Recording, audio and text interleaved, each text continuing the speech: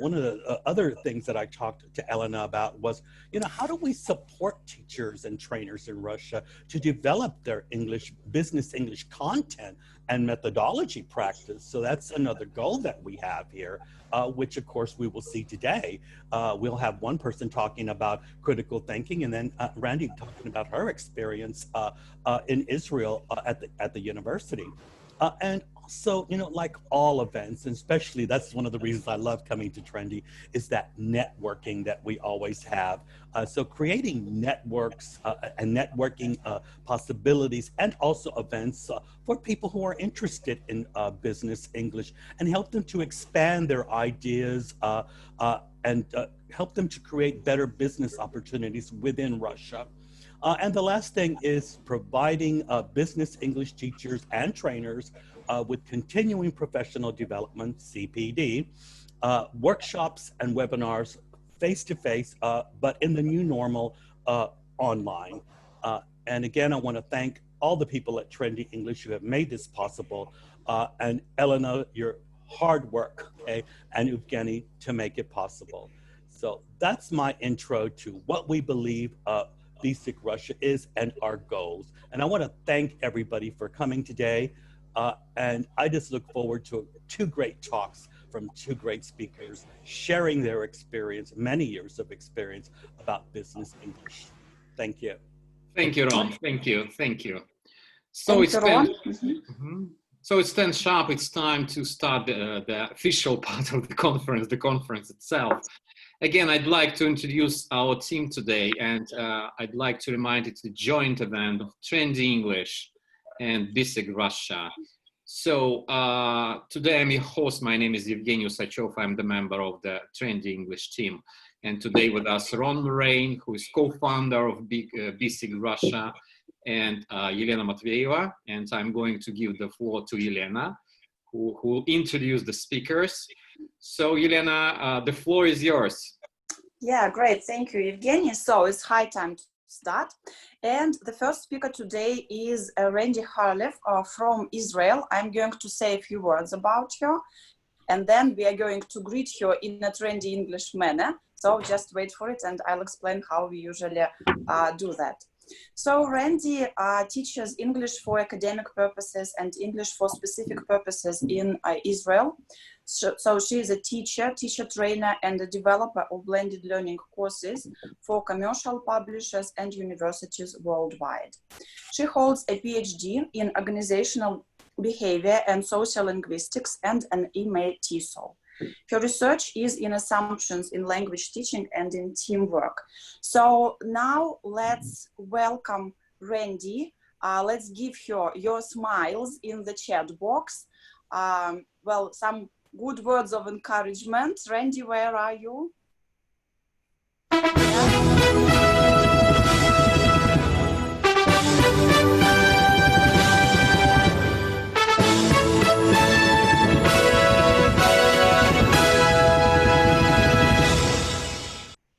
Hello.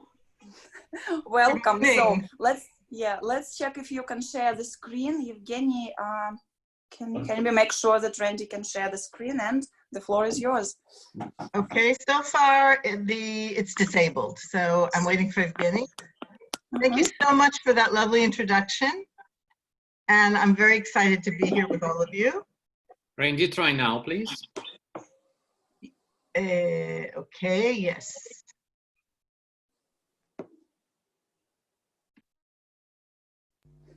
Can you see my screen? Because I am not seeing it.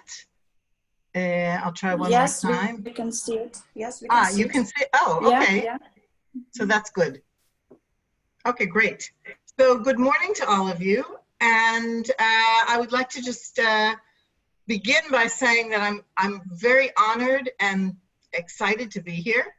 Again,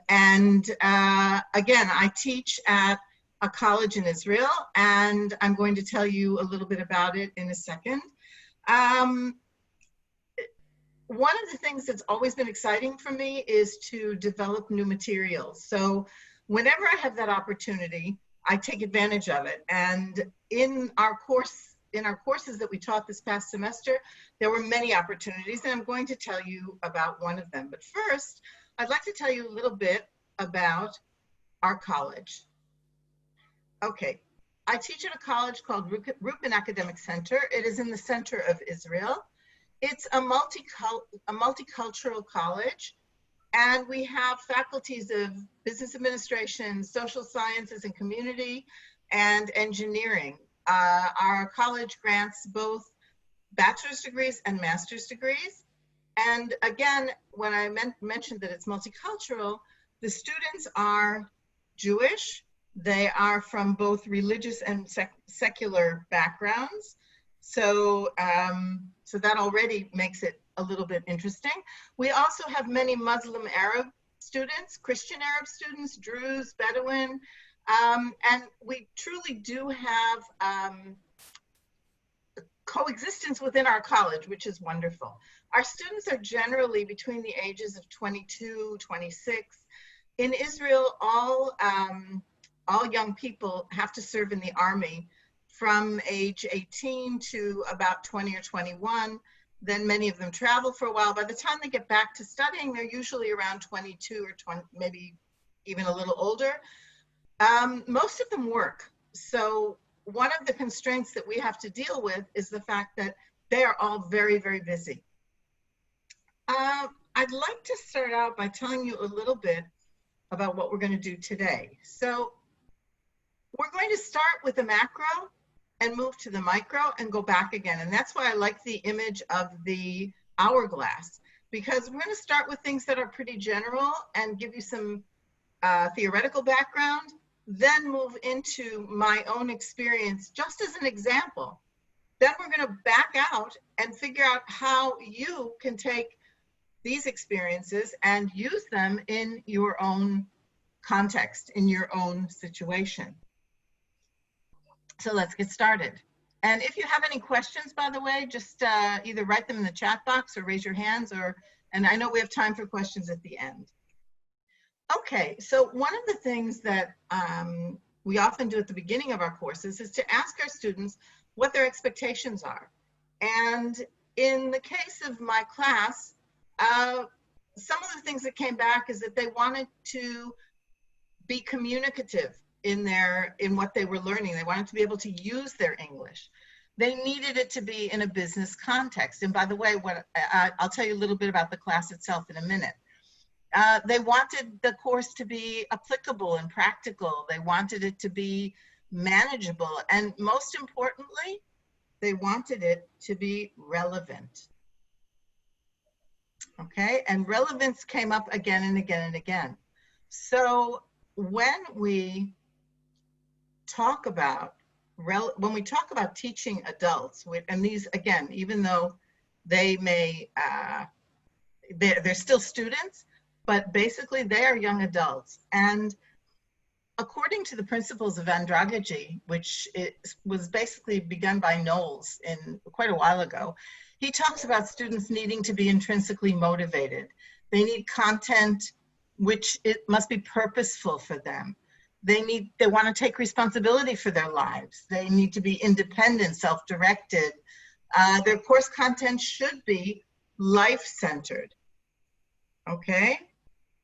So I want to now look at the overlap, or sort of intersection of sets, basically, between the expectations of our students and the principles of Andragogy.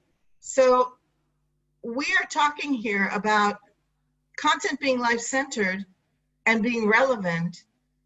These are very, very important things that came through in my course.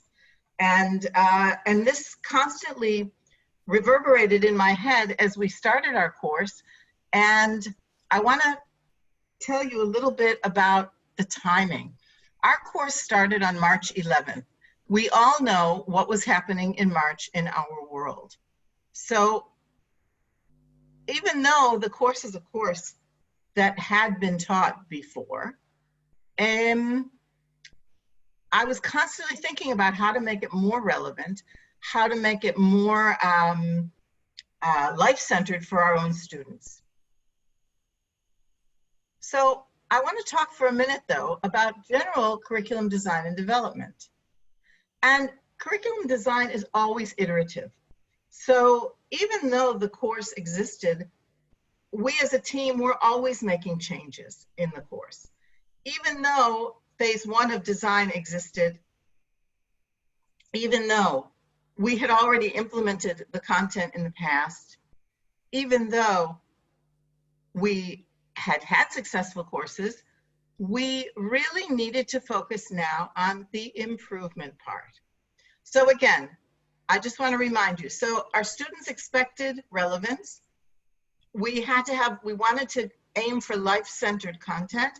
And so how could we improve our course? What could we do that would make our course a little bit more exciting, a little bit more interesting, a little bit more relevant? And one of the things that I always connect to, one of my gurus in education is Grant Wiggins and, well, two of them, Grant Wiggins and Jay Matai. And they wrote the book Understanding by Design quite a few years ago. They also wrote a book called Educative Assessment, which I often look back on. And they were the ones who first coined the term backward design. They talked about first identifying desired results. In other words, let's go from the end. What do we want our students to attain by the end of this course? And that included all the big ideas and results. And how would we just determine if they actually attained those goals? How would we be able to know if they succeeded? So and third of all, we then had to plan the learning experiences and instruction. So all of these things had already been done. We already knew what our results were our intended results were. We already knew how we would know if our students had achieved that, what our evidence would be. And we had planned learning experiences and instruction, but we planned them in the past. So now we were going to focus on how to change them to make them right for where we are today. So let me tell you a little bit about the course itself. First of all, it's an English for academic purposes course in the business administration faculty. I had around 30 students in my class. This is a B2 exemption level course. When I say exemption level, our students must exempt out of English in order to graduate from the college. And the exemption level is a B2 level. This is the highest level of 4 levels that we have in the college in order to prepare our students for their work in the future. The course was pre-existing. It had a set syllabus. It's a 56 academic hour course that lasted for 40 weeks. And the plan was to do it as we had done it in the past, where we would have 2 hours per week that were frontal, 2 hours per week that were online asynchronously. And all of our content has to be available and delivered through Moodle. So everything I used in my face-to-face lessons, everything that they had to do asynchronously, everything was available to them through Moodle. I don't know how many of you use Moodle. If you're not familiar with Moodle, I'll just explain what it is briefly. Moodle is a learning management system that students register in. It allows us to both store content, deliver content, create all sorts of activities, quizzes, various different types of activities that can be used in the course itself. And I will show you a couple of screenshots in a few minutes. Some of the things are easily graded by Moodle itself, the closed-ended activities, which means that it's a lot of work to prepare initially, but it's something that you don't have to check. And then, of course, there are open-ended things that the teacher has to go in and check. Okay, Each topic module in our Moodle course is between 8 and 12 hours. So, one second. Just going to. Okay, so that's our course. But that was, you know, in nice, calm days. And suddenly, I don't know if any of you have ever seen, there's a short clip back from the 60s called Bambi Meets Godzilla. So this is Bambi, okay? And I am sparing you the calm the music. But suddenly Godzilla comes and squashes Bambi out.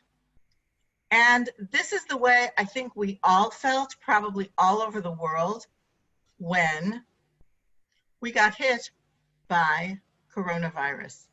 So suddenly, again, I'm going to remind you, our course started on March 11th. March 18th was supposed to be our second lesson. And suddenly, we were told that we had to move everything online. So we were in a wonderful position in that we had half of our stuff already online, but we had to start reorganizing, changing, moving our face-to-face lessons to a Zoom platform, which of course you are all familiar with because we're all sitting together on Zoom today. And it was an amazing learning experience and a very fast-track learning experience for everyone. And in many cases, the staff members didn't feel comfortable with doing all of this. Our course content suddenly seemed so trivial. Our students were going through difficult times. Some of them many of them lost their jobs, or they were put on leave without pay. Their worlds suddenly imploded on them, as did all of ours. We were all at home trying to figure out what would be the best way to move forward. So welcome to the brave new world that we all went through. Now, we were fortunate. Our college is a wonderful place to work, to work. We have amazing management, and we were given a week of a prep period where we were not required to teach, and we were still paid, and we had to figure out how to regroup, reorganize, recoup. And in my head, again, how could I make this course more life-centered and relevant to my students, because what they were going through was not what they had expected to go through, and of course, we also did not expect that. So I'm going to tell you what I did, and one second. Okay, so the process that I went through, I decided that I would take upon myself. My team members were busier than I was, and I decided to take upon myself to develop a new module to replace some existing content. And I had to select a new topic, and I had to connect it to the syllabus because our syllabus was set. I had to choose curricular learning outcomes to focus on. Okay, and again, these were all things that were set in our syllabus in advance. This was not something new. I had to adapt module objectives, but again, keep sight of the final task. Okay, and I had to find new anchor input. So initially we had a lot of content, but the content was not relevant. It wasn't life-centered. How could I change that? And also then develop new learning experiences and to choose the appropriate tools. Again, the tools were the last thing to choose because they were basically, the technology had to be informed by the pedagogy. Otherwise, there was no point in even using it. So I looked at I looked at our syllabus, and one of the topics in our syllabus was work and life. And we had used various different various different articles about what life would be like in a post-work world, all sorts of other things. And I decided that the thing that could connect well with it from what we were experiencing in our lives was the idea of how work will change in the future. In other words, if we are working today in ways different from the ways we had initially thought we would work, how is that going to change our future? And the subtopic that I focused on was working remotely, working from home, which our students were doing as students, but many of them were also doing it in their jobs. I was certainly doing it in my job. And there was a lot of new research and new material coming out daily about how our lives would change now that we were going to be working from remotely, and now that we were going to be forced to work remotely. In the past, when I worked for corporate, in corporate situations, I worked in places where sometimes remote work was acceptable. Sometimes it was completely unacceptable, partly because in certain cases, managers don't really trust their employees well enough to let them work from home. Sometimes there were not the appropriate mechanisms in place to work from home. But suddenly we were all thrown into this incredible situation where we had to work from home. So that was the topic that I chose. And I looked at our syllabus and I had to select the learning outcomes. First of all, I had to be sure that I wasn't going to lose learning outcomes that had already been stated in the curriculum and that I was replacing content from. So the ones that I chose were the following. First of all, reading comprehension. These, by the way, all of our learning outcomes are taken from a document called the CEFR Aligned Framework for English in Higher Education in Israel. And this is a document that was developed by a very respectable team over a few years, basically taking the CEFR and adapting it for the levels that our students needed and were working towards. So the first objective I was going to work on was obtaining and synthesizing information from multiple sources in the students' fields. And this is adapted from a B2 level. Now, ultimately, our students at the end of this, this unit that I developed, this module that I developed, had to write a text. And in this text, I expected them to summarize and synthesize from this variety of sources that I'm giving them to read and to listen to. And in a minute, I'll show you the listening as well. And they had to write something as a result. And listening comprehension also was another one of the learning outcomes that I focused on. And in this case, understanding academic or professional content from audio visuals. Okay, and in a minute, I'll explain to you exactly what I am talking about. So I then had to develop specific module objectives that would be clear to me, to my students, to my team. And so by the end of the module, I expected my students to be able to write a paragraph where they would express a viewpoint based on sources. And there were skills and strategies that they needed to be able to use in order to do that. So the first one was to be able to identify implied main ideas in paragraphs. The second was to be able to demonstrate understanding of idiomatic and academic lexical items in an article. Then they had to synthesize information from an article and a news report. And they had to incorporate those target items in a written text. Now, I want to clarify, looking at this, okay, at this screen, the underlying things are the only things that really changed.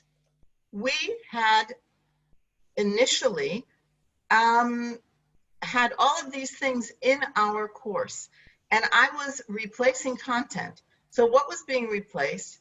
The lexical items, the anchor texts, which were an article and a news report, the target lexical items. Now, would we miss out perhaps on some of the lexical items we had intended? It's possible. But on the other hand, we were providing other lexical items that were not any less important than what we had originally intended to use.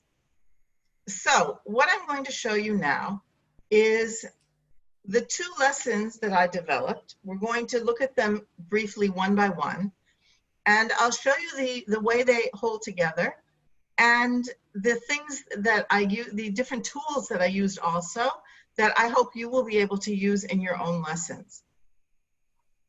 So, moving on, this was the first lesson that I worked on with my students. Now, as you can see at the top, there is a Zoom recording. So in all of our lessons, we had to include a Zoom component, and we recorded our lessons. This was required, and it was approved by the students, and the recording was available to the students. Again, we were in a situation where, even though in the past attendance had been compulsory, because of the totally unusual situations we were all in, attendance was not compulsory, but for those who missed those lessons, the recordings were available to them. And what you can see is that the first lesson, we worked a lot on the topic work. We worked a lot on strategies. And again, if you remember back to what I showed you about the objectives of this module, the work on implied main ideas was one of the enabling skills that we had to work on. The article that I used was five ways the future of work is changing due to coronavirus, and the article was something that I found online.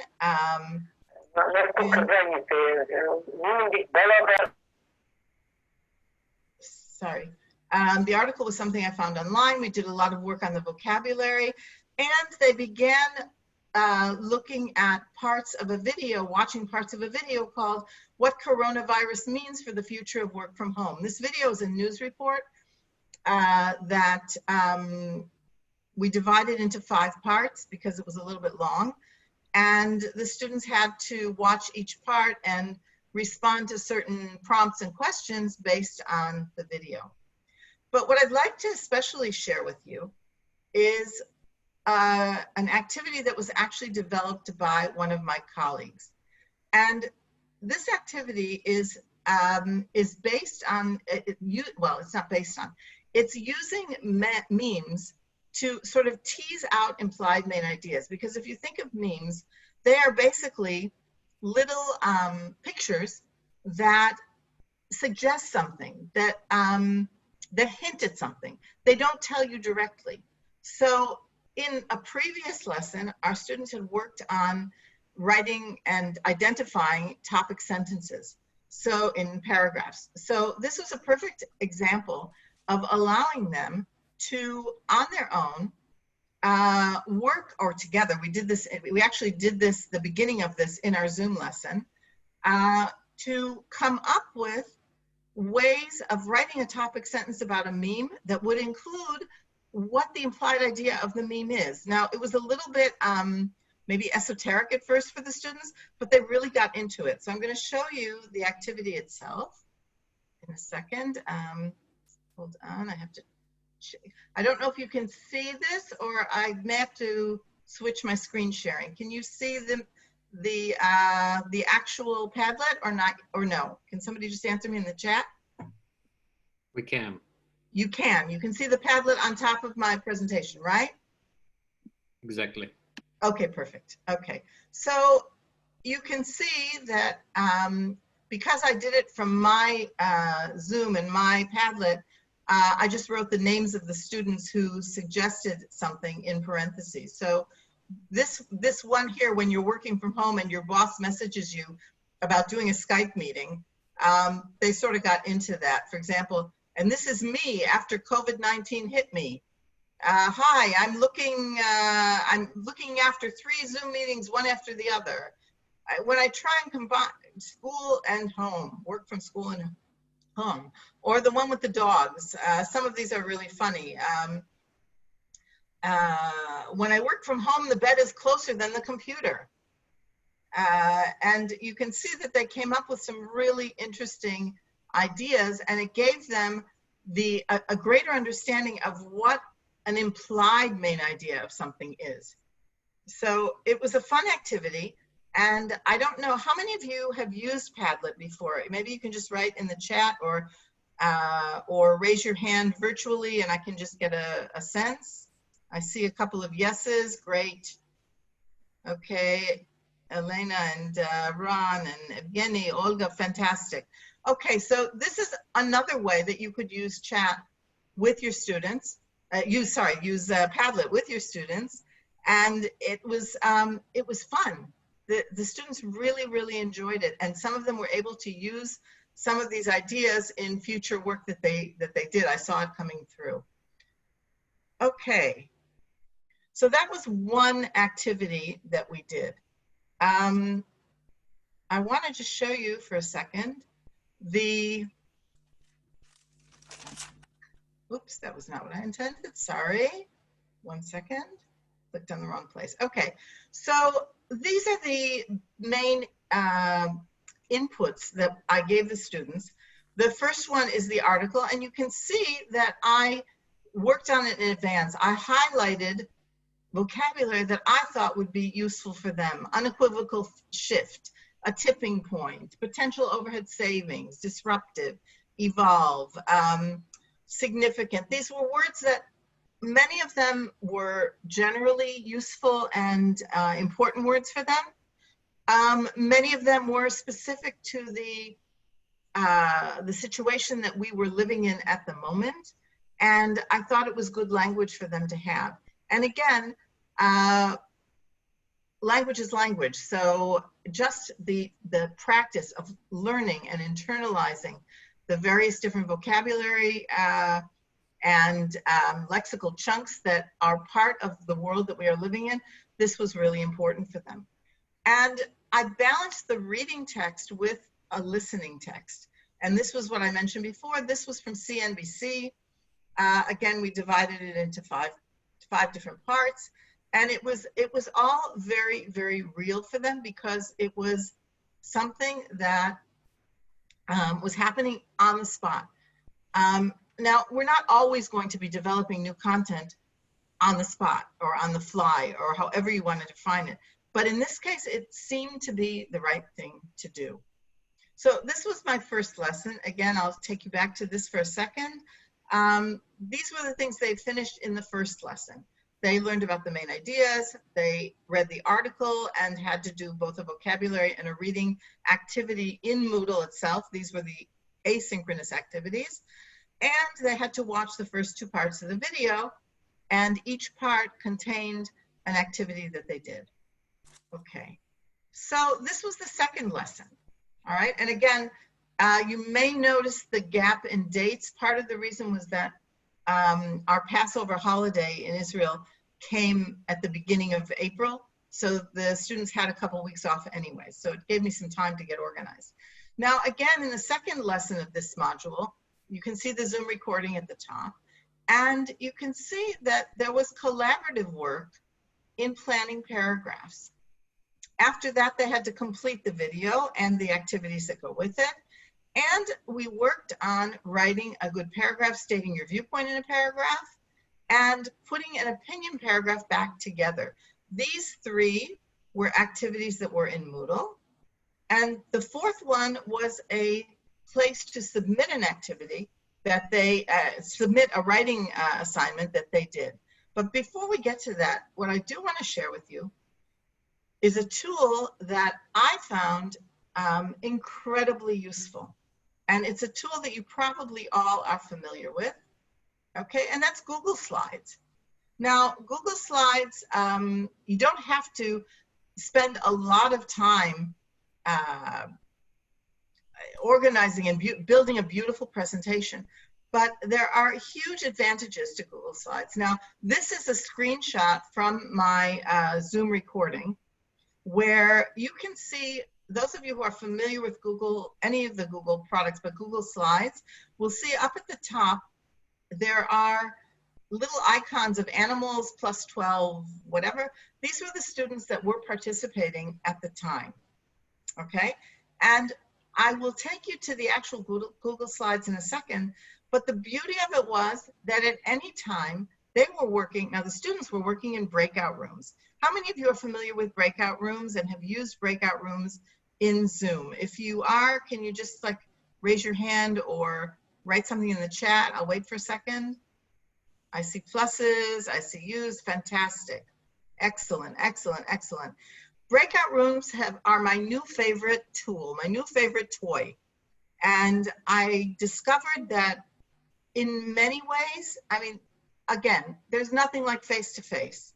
But when you don't have face-to-face, I found the breakout rooms to be the next best thing, because students are working in intimate groups. Those who are embarrassed to show their faces and turn on their cameras in the big room, when they're working in their smaller rooms, they do turn on their cameras. I moved from room to room each time I had an activity like this, and I loved it because I was really able to give intimate support to each of the groups, which in the classroom is more difficult because there's noise, because you've got different students calling you, from different parts of the room when they're working in groups. And in this case, the groups were very private and they were able to work on their own. So I'm going to take you to the actual Google Doc to show you how I did it and what I did. I think I'm going to take you there. Let's see, it should be taking you there. 1 second. Yes. Okay, can you see my Google slide presentation on your screens? Please, somebody answer me. Yes. Great, okay. So again, you can see this is very simple. I did not use any backgrounds at all. I went through and explained how they were going to be graded, both content and format, and I explained that in this activity, we were going to be working on the content and format, and they were going to be working in groups. I explained what the prompt was, okay, and which was a quote from the article. There will be a significant permanent transition to more remote working. And I asked them if they agreed or disagreed, and whether they thought that there would be a permanent transition in Israel. And again, the article talks about it being sustained by fear. So the question is whether they felt that was the case or not. I told them what their final task was, and this is the final task of the unit. So if I go back, I'm not going to go back now, but if you recall, the final task of the unit was to write a paragraph expressing a viewpoint. Okay, so here they were actually going to prepare for that. And I gave them the format that they were going to be using, and I divided them into groups. So each group had to use an advanced organizer. They got a blank, I don't know, Ron, you're out there, you might call it a mind map. I called it an organizer, it doesn't matter. And I told the students to go through and in groups, figure out what, how they would organize their paragraphs. The top part being, they learned that a topic sentence had a main topic and something that you want to say about the topic. So you can see on this slide, even when COVID-19 clears, people in Israel will still work from home. We agree with Ben Rogers. That had to come up with 3 main reasons. Again, if you look back, wait a minute, it wasn't there. If you look back, sorry, here, you can see that they had to have 2 to 3 major details to support their sentence. They had to have minor details, which included evidence for at least 2 of their major details, and they had to have a concluding sentence. So this basically was the advanced organizer for them to create their different paragraphs. And at the end of the activity, now again, whenever you work in breakout rooms, from my experience, and I think in general, you want to give something that is task-based, and you want to have accountability. So when the group came back together, I expected them to present what they had come up with. And the beauty of all of this is while they were working, I could go into each breakout room and work with them individually, but I could also see, let's see, I can make this a little bigger somehow. Doesn't really matter. I think you get the point. I could always see what they were working on at any one time and in an overview. So for example, it doesn't show here, but one of the groups was really slow to get started. So I spent some time working with them to make sure that they really understood what they had to do. And then when they came back, I asked them again to present. So it was a really, really useful activity. There was accountability. And when they actually did, I'm going to close this now and move on. When they actually did their writing task, they were given a very clear assignment that they felt prepared for. They knew they had to write good topic sentences and use good paragraph structure. They knew they had to incorporate the new academic vocabulary that they had been exposed to. And I'm not sure how well you can see what in the blue, but I gave them suggestions as to how they could begin their paragraphs. I told them they had to use at least 3 of the new words, which again were business words: transition, accessibility, agile, infrastructure, seamless. And they were given information about how to upload, which I didn't include here, which wasn't important. Now, the students asked me if they could use, if they had to use what they did in their groups, because the paragraph was something they did in pairs. And the work in the Zoom lesson, the work in Google Slides was something they did in groups. So I was quite open with them, and I said, you can use information from any of the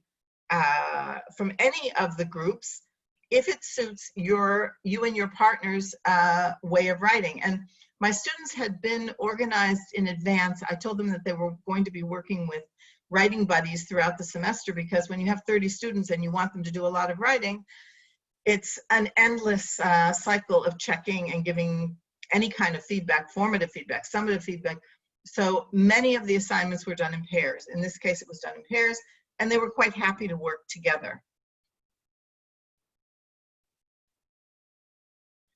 Okay, so I just want to briefly show you one of the results. You can see that the feedback that I gave them was always divided into content, format, mechanics, and vocabulary, which is the division that I told them they were being graded on.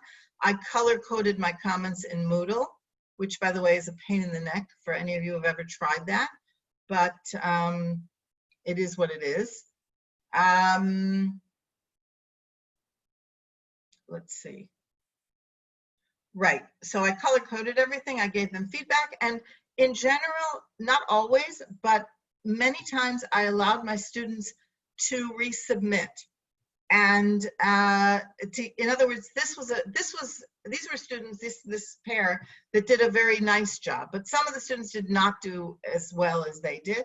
And I offered them the chance to resubmit where both grades counted. In other words, I didn't want them to think that they could implement all the feedback and then their first grade didn't matter, but they could improve their grade.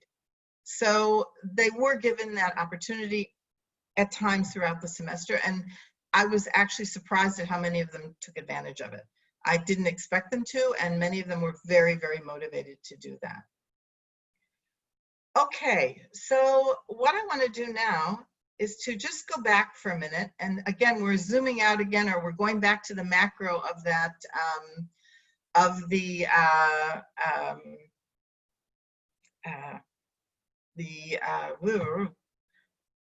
forgot the word, of what I showed you in the beginning, okay?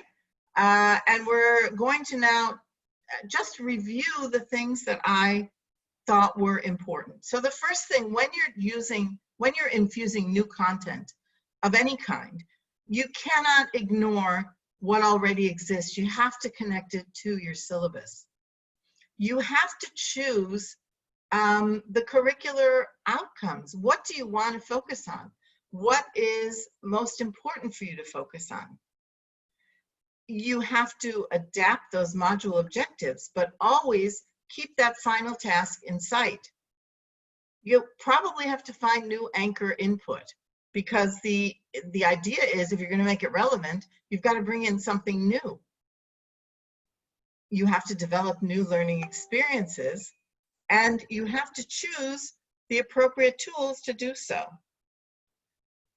So what I'd like to do now is to give you a chance to write in the chat box, please, the thing that you are taking from this presentation. I know it was fast, I know it was very quick, but just something that you feel that you would be able to use in your situation. And I realize that not all of you are teaching college classes. Many of you are in business settings, in corporate settings. Many of you are in language schools. So, but I think that many of the things that I've brought up here are universal and can be adapted. Okay, so I know you like the memes. That's great.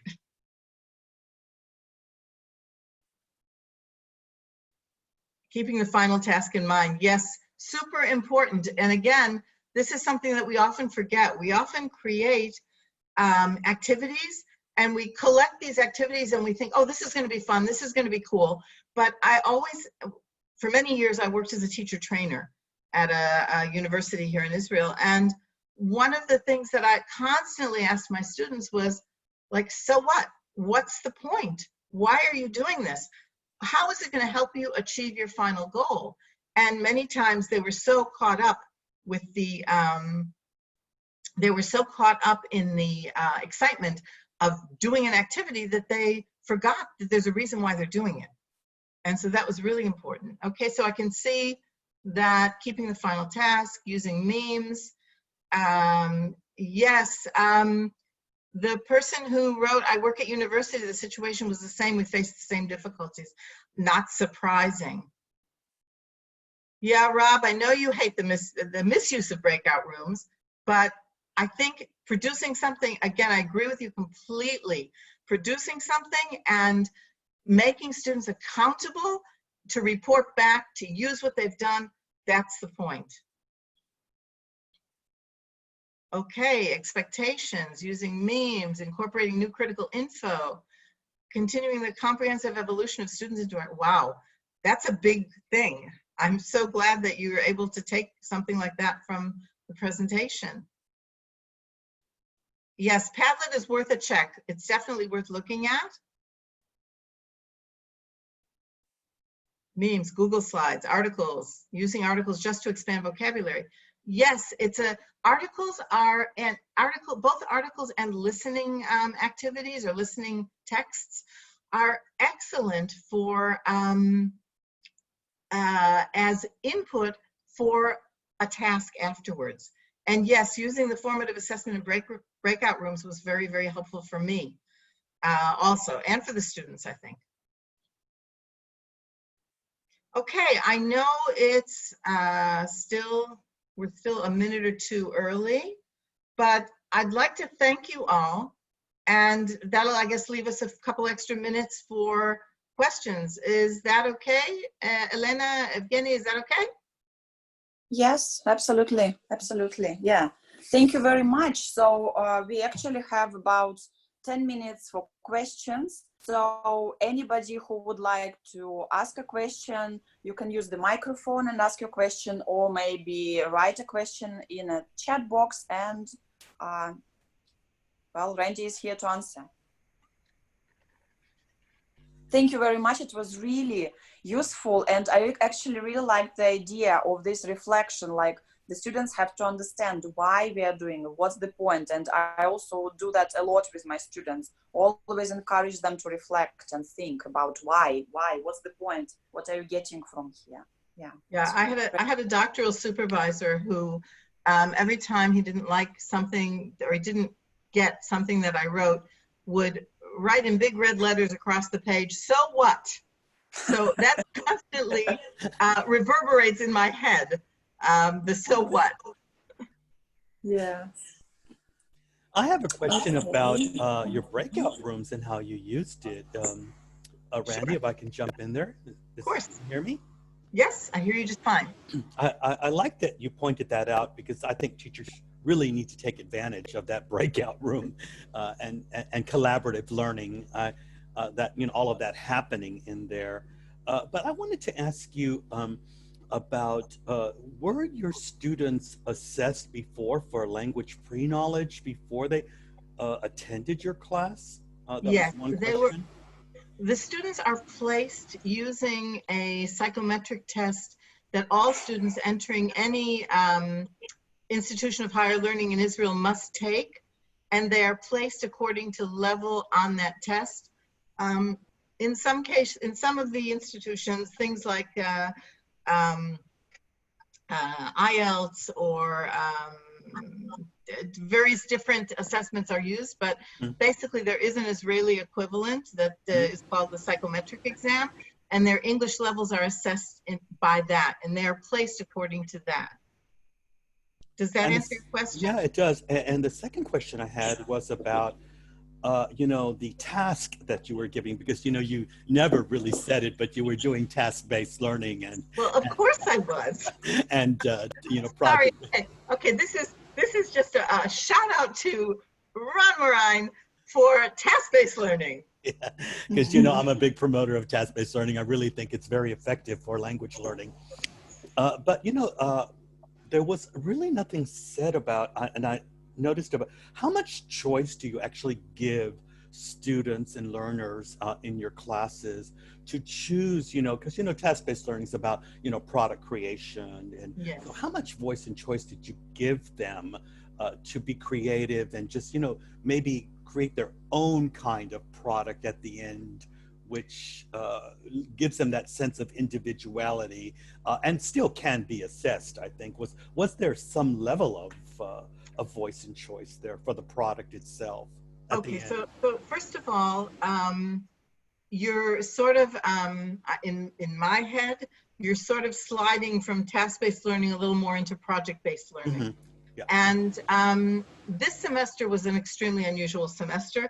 So the answer is not so much, okay? Because we were juggling, we were all struggling. How's that? My next topic, juggling and struggling. Yeah, that's a great topic. Okay.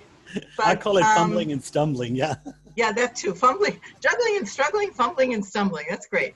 But I think that in past instances of the same course, our students had projects that they had to do at the end, where in this particular business course, the project was based on, I'm not going to go into the whole thing, but a SWOT analysis of the actual enrollment at the college, and to come up with some kind of recommendation for to increase enrollment in the future, for example. And that was super broad. They could go in whatever direction they wanted to. They were given support for it. But this semester, again, we cut out that week that we had for prep. We were all, you know, chasing our tails the whole semester, as I'm sure everybody was in the world. So not so much.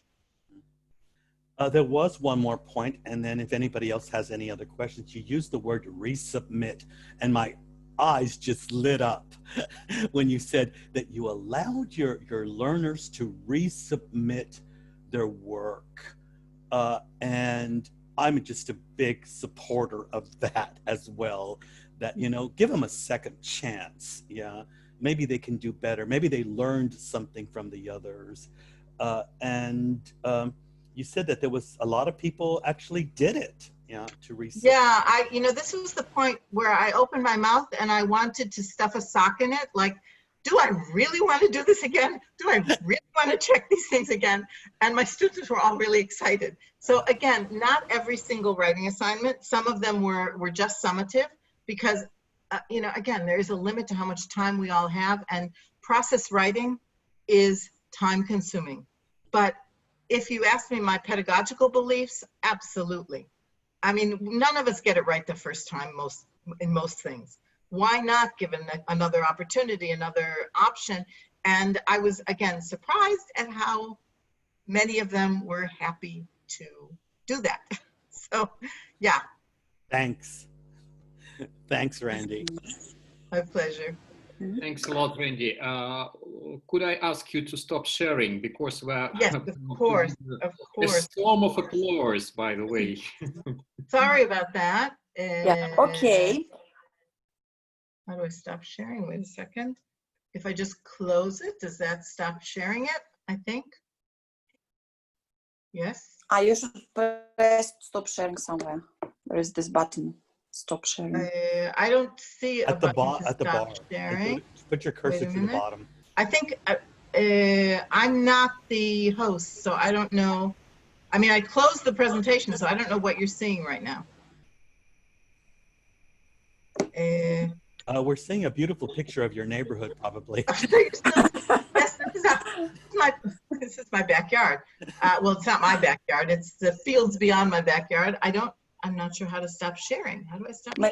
That's weird. Evgeny, maybe we should give the rights yeah, take away Randy, and then the right. Stop sharing. Yeah. I can't see. I mean, I know how to stop sharing generally, but I can't figure out how to stop sharing now. Apologies. Yeah, I think we just need to give you the host rights again, and then you can stop sharing. Okay. I only see share screen. I don't see stop sharing anywhere. Shall I give you the host rights? Okay, let's see. Oh, wait a minute. I see it. It's up. Never mind. Yeah. That's when you outsmart yourself and you're working on two different screens and you forget to look at the second one. Sorry.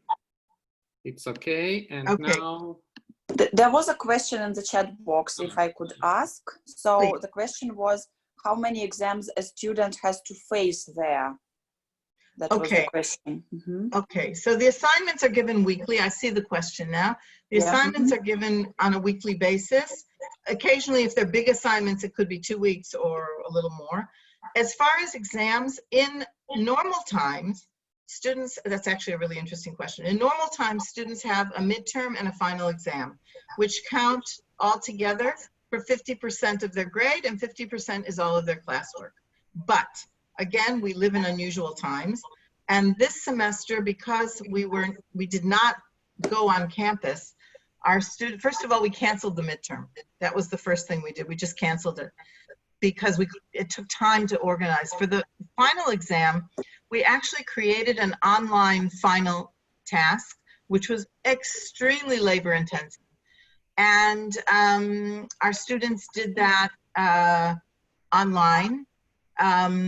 Could there have been cheating? Maybe, probably, but not so much. And we lowered the weighting of the final to 35% as opposed to 50% because of the unusual circumstances. How we're going to handle all of this in the fall semester, I don't think we know yet. It's, again, we're still exploring and and having this huge adventure in our brave new world. May it finally calm down at some point. But that's how they're assessed at this point. Does that answer the question, I hope? Yeah, I think it does. Thank you very much. Julia, did you want to say something? Hi, Randy. I'm from Hi, Julia. Yes. Do you teach in Ruppin College? Yes. I teach in Baytext in Ruppin, so we are neighbors. I'm an English coordinator there. Well, then we have to actually see each other face to face at some point. Maybe, yeah. Okay, so as far as I understand, the college students take their exams in February and July, right? Correct. Yes, while the school students, our students take their Bagrut exams. Bagrut means final exams in Hebrew. So high school students take their exams in January and May or June. Right. Yeah, but this time everything was differently. Our students took their final exams in July. We finished just 3 weeks ago or so. Yeah. Yeah. Little known fact: I have 2 daughters who are English teachers, who God only knows why, who are English teachers who teach in high schools. So I'm very aware of what's happening in the high schools in Israel. Go ahead. Sorry. Okay. Well, it was nice to meet you virtually, and I hope one day we'll meet face to face. Thank you. Me too. Okay.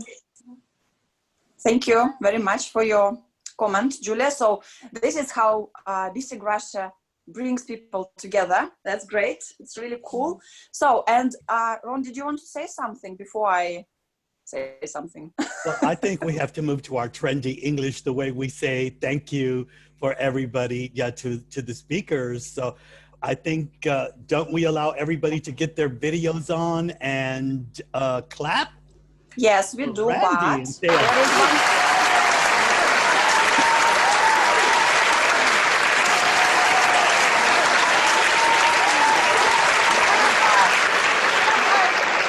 Thank you very much. Well, but we also should not forget that we have to ask every speaker to give a number, yes, for our prize winner. So let me see. We have 86 participants, excluding the organizers and speakers. So we have 86 participants, which is a great number. So thank you all for joining us. So Randi, could you please give us the number from 1 to 86? Okay, my lucky number, 22. 22. So Evgeny, will you help? Will you help me count? I'm counting. Yes. So Evgeny will count and announce the lucky winner. Maybe at the end you can announce. How shall we do it, Evgeny? Now, we want a winner now. Okay, so let's wait a little bit because it's not that easy, you know, to count. There are so many. The winner is the user by the name Linova. I don't know. Yeah, so that is when we ask you to, you know, give your real name, so it will be easier for us to understand who is the winner. So if you understood that that is your name, so could you switch on your camera that we could see you? And Evgeny then will connect with you, or maybe you could write in the chat box. Yeah, please send your private message to me with your email address. Yes, okay. Mm-hmm. Yeah. And we'll provide the link to the recorded videos of the Trendy English. Okay. All right. So thank you very much, Randi. It was really insightful. So we all got a lot of food for thought. Thank you very much for being with us. And thank you so much for inviting me and for having me. And I look forward to the next presentation. Yes. Thank you so much, Randi. Thank you. You're Thanks, very Randi. welcome. My pleasure. Okay. So, and now it's time for me to announce our next speaker. That is John Hughes, and some of you, or probably many of you, probably know John because he's an award-winning ELT course book author and teacher trainer with over 50 titles. His main course series are Life and World English of National Geographic Learning and Business Result of Oxford University Press. So he's also written methodology titles and is the series editor of the ETpedia Teacher Resource Series. So he trains teachers from all over the world and leads courses in materials writing and critical thinking at Oxford University. So let's give our smiles to John Hughes. Let's welcome him. Evgeny. Thank you. Hi Just there. a moment. Just A little, yeah. We need you, you know, to give you this. I'm waiting. It's not coming. It's all coming.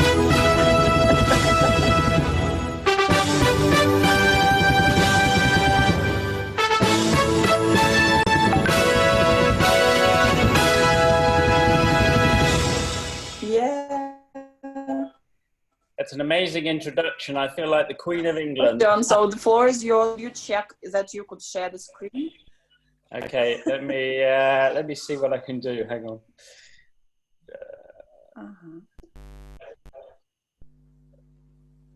So, can you see my slides okay?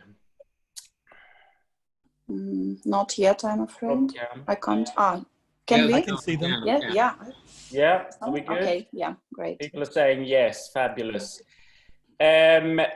some of what I'm going to do is interactive. So if you can keep the chat box open, because I will ask you to participate in the chat box as we go along. Some of it's going to be interactive if it's possible. We'll see how we go. So thank you very much for coming on a Saturday morning. It's very nice to see so many people here. The theme is critical thinking in business English. And it's going to be some reflections of my own on the topic of critical thinking, and based on work I've done, research, and the work I do with my students. I mainly do writing and teacher training, but I still do some teaching in Oxford. More recently, I've been working with refugees and asylum seekers, but I've been helping them get jobs and so on. So it's a different sort of business English, but I will include some extracts from some of my teaching work as well. And I hope amongst all of this, you will find ideas and things that you can try out in the classroom. There'll be time for questions at the end, but feel free to ask questions as we go along in the chat room. I don't just want to talk at you for 45 minutes. I'd prefer it if you asked questions and interrupted me. So critical thinking in business English, as we know, critical thinking is quite a buzzword.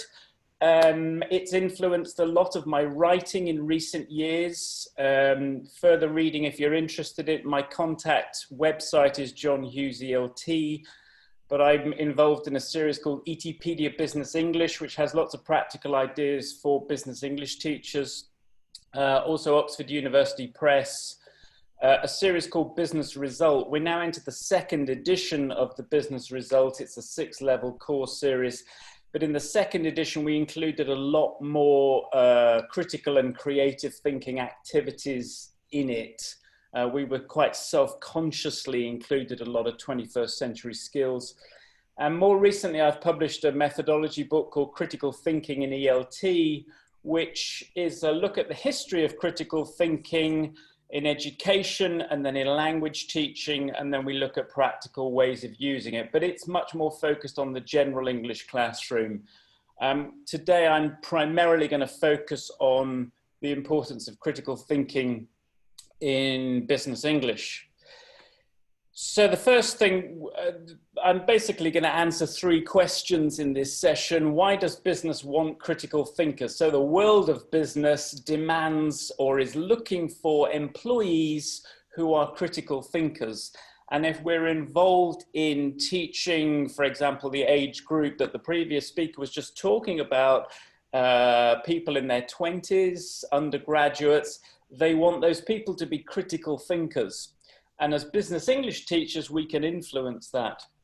I want to look at how we define the skill of critical thinking in business. And then more importantly, I'm going to look at practical ways you can integrate critical thinking into business English. I hope that's okay with you all, because it's what I'm doing. So that's it. Let's go ahead and get on with it. So critical thinking, it's a buzzword. We've all heard it a lot. It's quite an old term, actually. It was first used at the beginning of the 20th century, but it's become popular again because of this thing, 21st century skills and the 4 C's. And we talk about collaboration, communication, creativity, and critical thinking. And this book by Trilling and Fidel called 21st Century Skills, it came out in around 2009, was this sort of spark that got everybody talking about critical thinking. And I remember going to English language conferences about 10 years ago thinking, what exactly is critical thinking and why is it important? One of the things they do in the book is they report on a piece of research that was done in businesses where about 400 blue chip companies, some of the biggest companies in the world, were asked the questions, are students who are graduating from school really ready for the world of work? And most of them said no, not really, that they were leaving school, they were leaving universities unprepared for 21st century business. And when they listed the key areas that the students needed to be prepared in, they came up with this list. So they needed to improve oral and written communication skills, which is particularly interesting for us as English teachers. their attitude to work, their professionalism, their ability to work in teams and diverse teams. By diverse teams, particularly international teams. So can they work with people from other countries? In other words, what is their cross-cultural awareness like? Are they able to apply technology? Do they have digital literacy skills? Do they show leadership skills? And then this key point for us, that these students needed to be critical thinkers. They needed problem-solving skills, because every day in the world of business, people are dealing with problems. They're trying to solve problems, and they're trying to use critical thinking to solve problems. So this is from 10 years ago. And suddenly in the world of education and business English, we all started talking about, oh, we need to help our students with their critical thinking.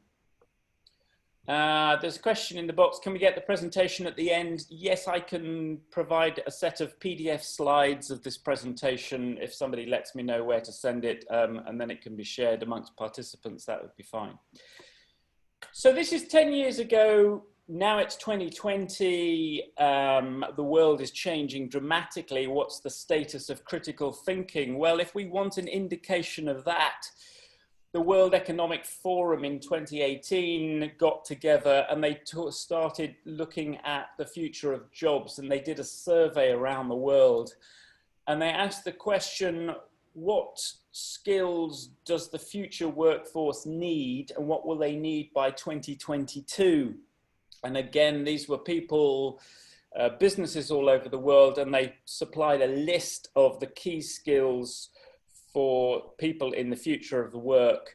And these are in order. So at the top, they said we need analytical thinkers and innovation. Then we need active learners and learning strategies. Then we need people who are creative and have originality. And so it goes on. And in the middle there, you can see at number 5, they said we need critical thinking and people who can analyze information. Well, of course, that's the same thing as that we saw 10 years ago in this book. So things haven't really changed that much. Businesses still want critical thinkers. And I think what's interesting about this list is number 1, it says they want analytical thinking and innovation. Well, for me, that's the same as critical thinking. So their definition is quite interesting, that at number 1, they have analytical thinking, number 5, critical thinking, because the two things seem the same. So my conclusion is critical thinking is important for business. What's it got to do with business English teaching? Well, if you would argue that critical thinking, if we encourage our students to be critical thinkers, it also helps their language acquisition, their language learning, because we want students who question, who go out and look for language and look for new ways to learn language and analyze language and come up with creative solutions to learning language. Then there's an interesting relationship between critical thinking in terms of language learning and critical thinking in terms of developing students with the critical thinking skills they'll need in the world of business. And I think these two things complement each other. Okay. And the other interesting thing is, and I just put this in, this is an advert I came across in Malta from a language school that specializes in business English. And I was surprised and interesting that this language school was advertising what it could provide students. It talked about, we'll help you with the English you need for communication skills. So telephone English, the language of meetings, making presentations, negotiating, writing reports. And there in the middle, critical thinking and problem solving. And I thought, well, that's interesting, because this idea that critical thinking is a skill means that language schools can start to offer that as one of the things they offer. And I'm just showing you this because if you're a freelance business English teacher, or you're somebody who runs your own language school in a city somewhere in Russia, then maybe to help you against the competition, as well as offering help with the English for communication skills, maybe you should add critical thinking to your list and give yourself a bit of a unique selling point. So there's a little marketing tip going on there. But I thought it was interesting that critical thinking and problem solving has arrived now as a kind of a communication skill amongst the other skills that we work with when we're dealing with business English. Okay, let's try to define critical thinking, because sometimes it's a bit of a woolly term. In terms of business, I've chosen 5 sub-skills here.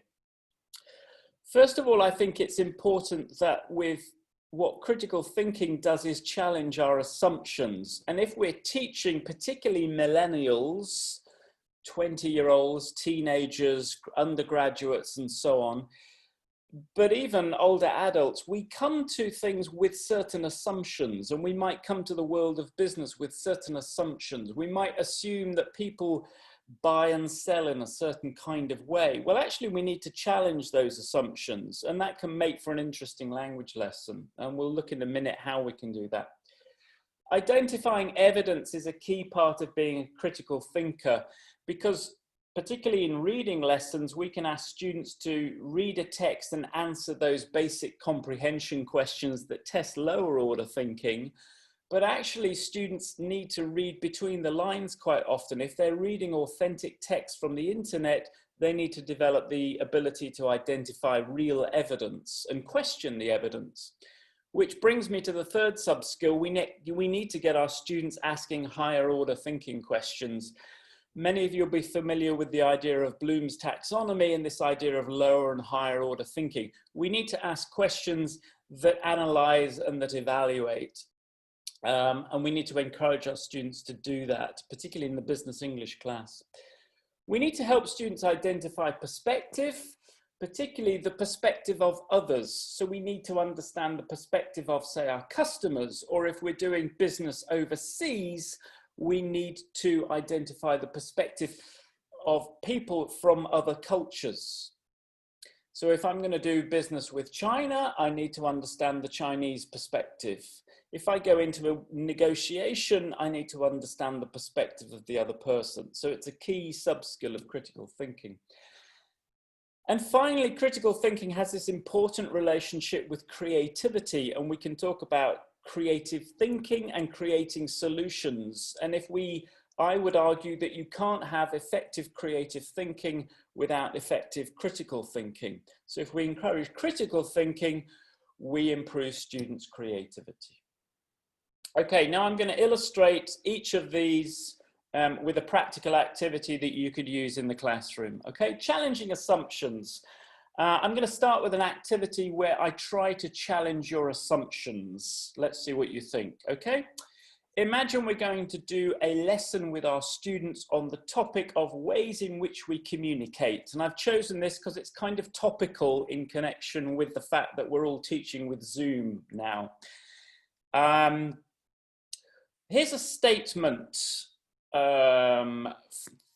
that somebody did some research into. It said, in the world of business, face-to-face meetings in person or via video conference are more effective than communication by conference call or email.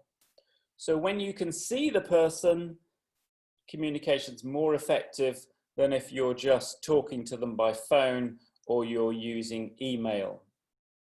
Now, this is an important statement in the world of business because it affects how we decide how we're going to communicate. And we've all now had experience of face-to-face teaching, both in person and via video conferencing. What does it mean in the world of business? So I've given you this statement. I want you to think mentally, do I agree with this statement or do I disagree with it? Do I think it's true, not true? What are my feelings about it? And I'm going to give you a choice of responses.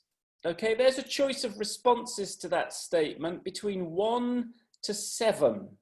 Okay, this is a little critical thinking experiment, and you could give it to your students to get them thinking. In the chat box, can you type in the number between 1 to 7 that most reflects how you feel about that statement?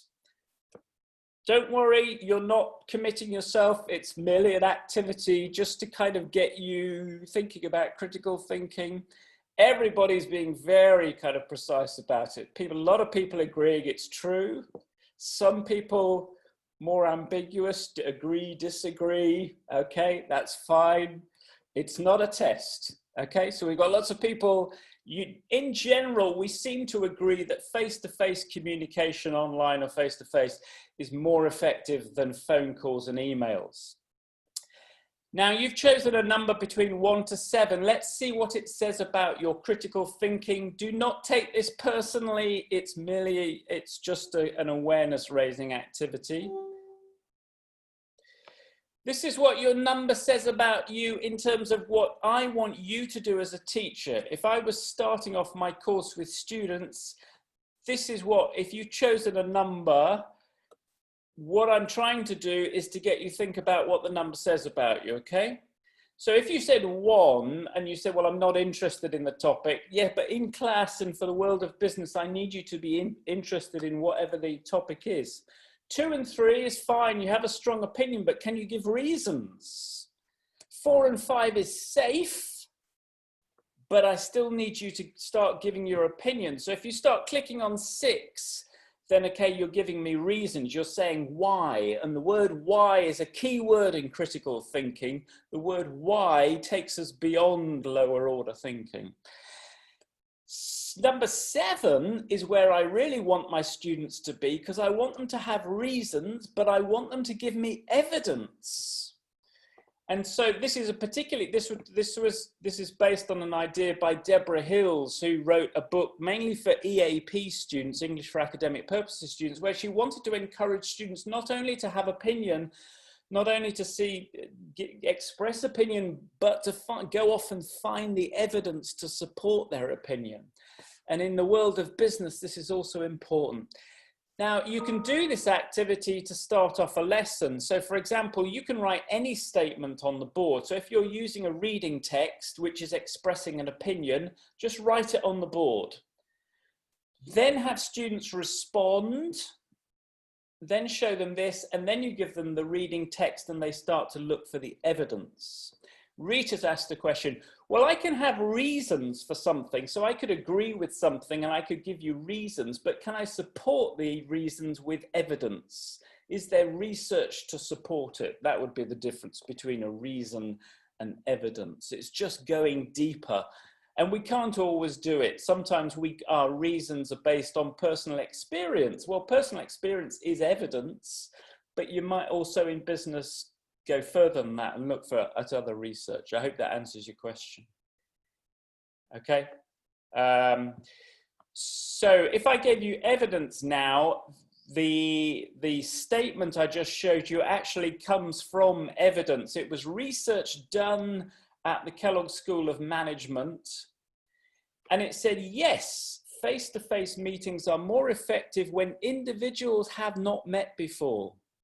So that's not that surprising, is it? They did some research on it and they found this evidence in the text.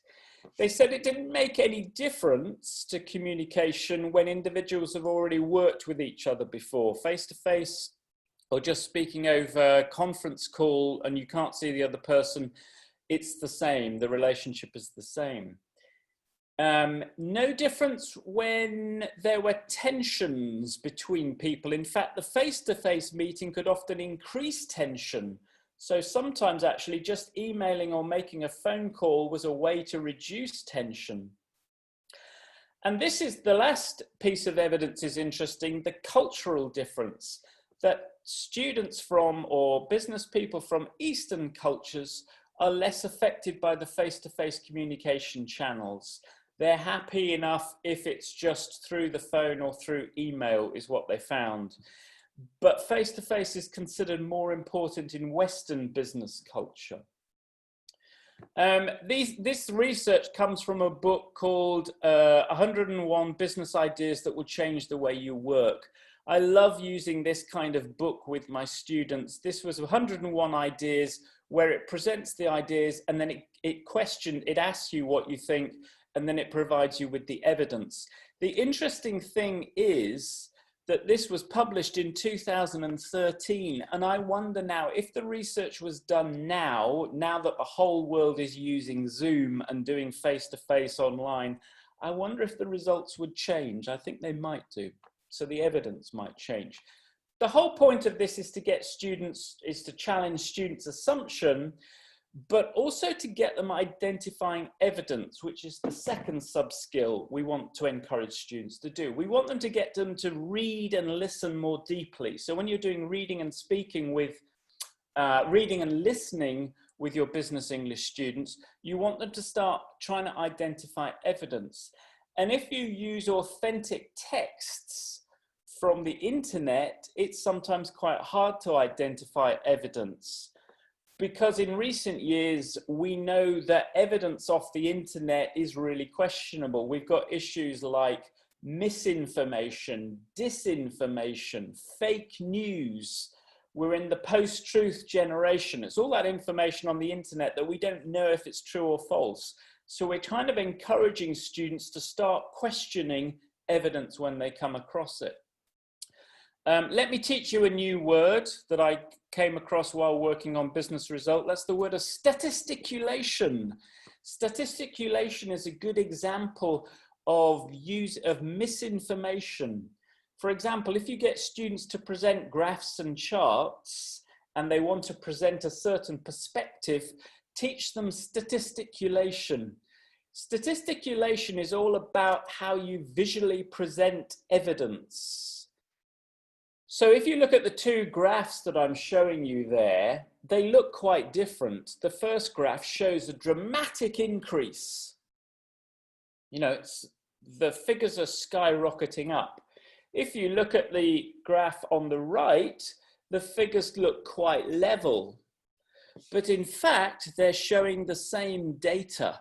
It's just I've chosen to close in on the first graph and pull out on the second. So I'm using statisticulation to present evidence in a certain kind of way. And we can use it quite carefully if we want to convince somebody of our argument in the world of business. We can use statisticulation, use statistics to present a certain kind of argument. So we also want to encourage students to identify the evidence and get behind the evidence. If we're preparing students to give presentations, though, we could teach them about statisticulation and get them to present their statistics in a certain kind of way. Here's another example of how we can integrate identifying evidence in a text. I used a text from the Financial Times with my students. It was about when Facebook bought Oculus, which produced those virtual reality headsets. It bought the company. And I had my students read about this takeover, and they answered some lower order comprehension questions. And then I lifted out 6 sentences from the text.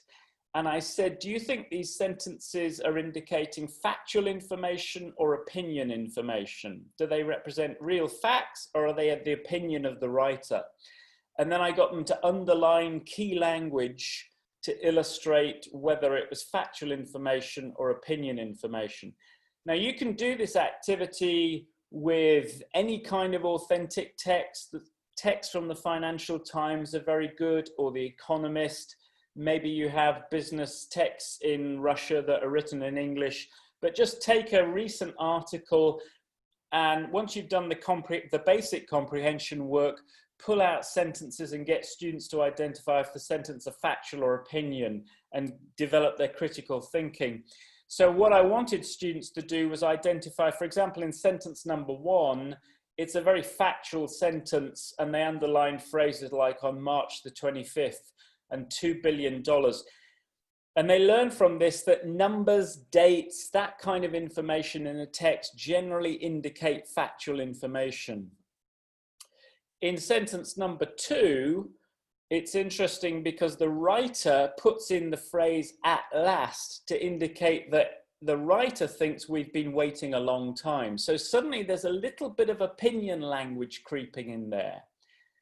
In number 3, we get a phrase like "the potential to mint money," which is a real idiomatic piece of business English, but it means the potential to print a lot of money from this. But clearly the writer is expressing an opinion.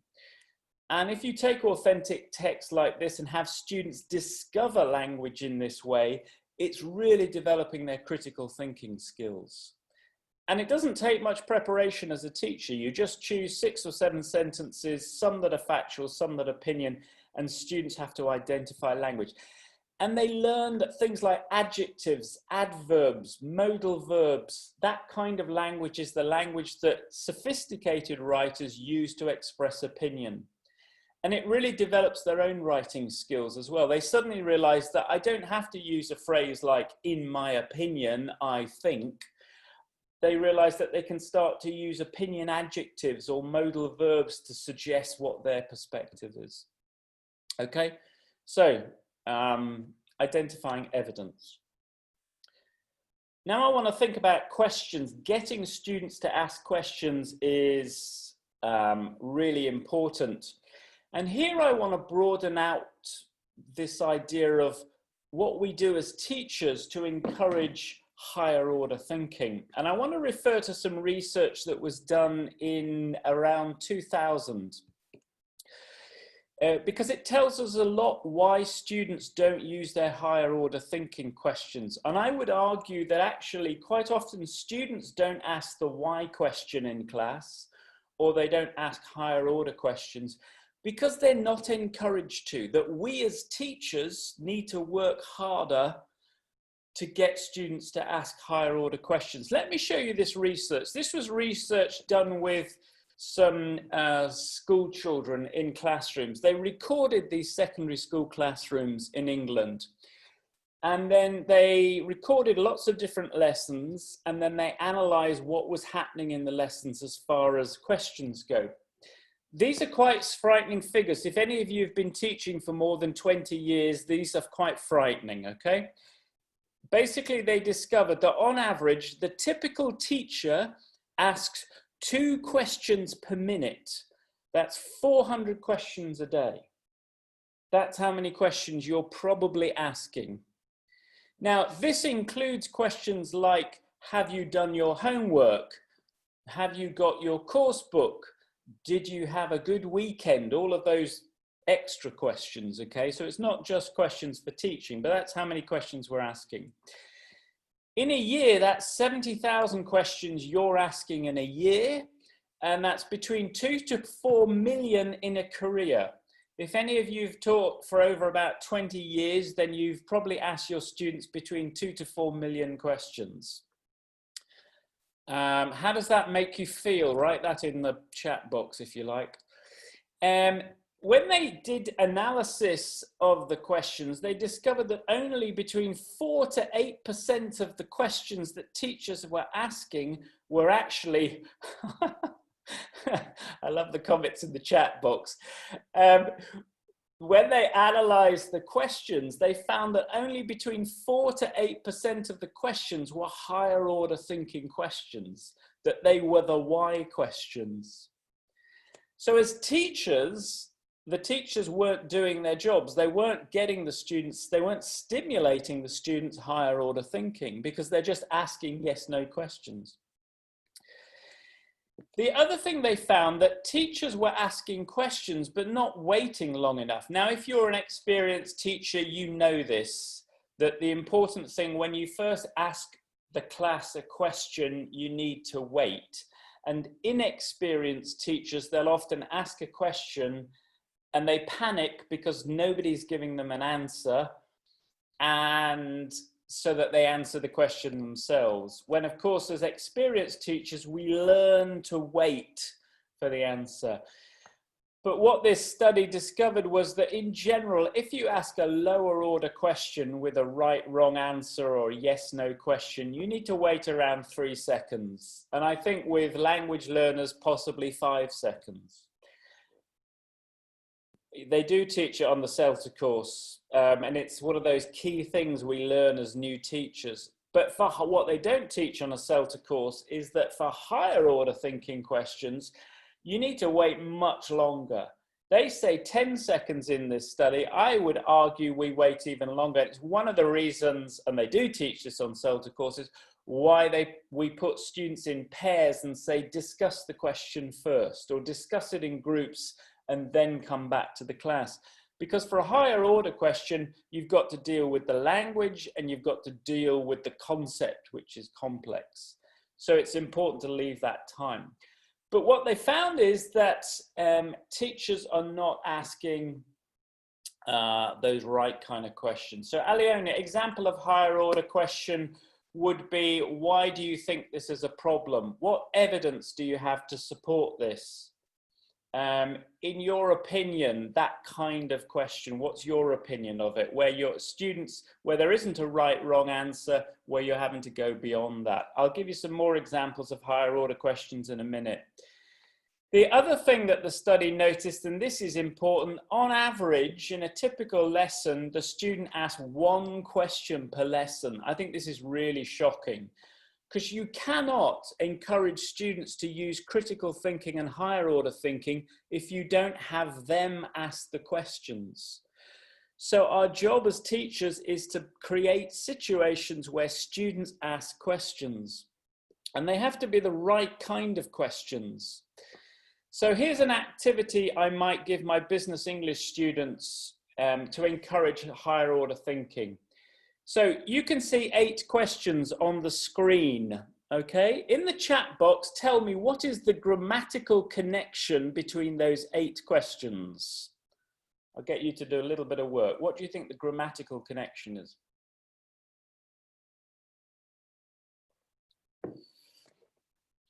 Everybody's thinking they're general questions. That's true.